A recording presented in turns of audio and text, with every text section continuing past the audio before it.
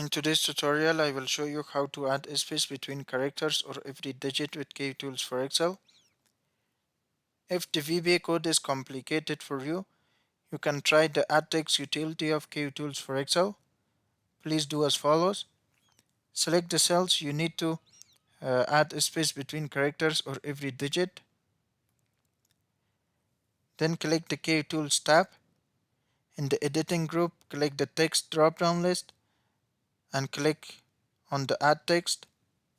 In the add text dialog box, click on the text box and press the space key once to enter a space into the text box.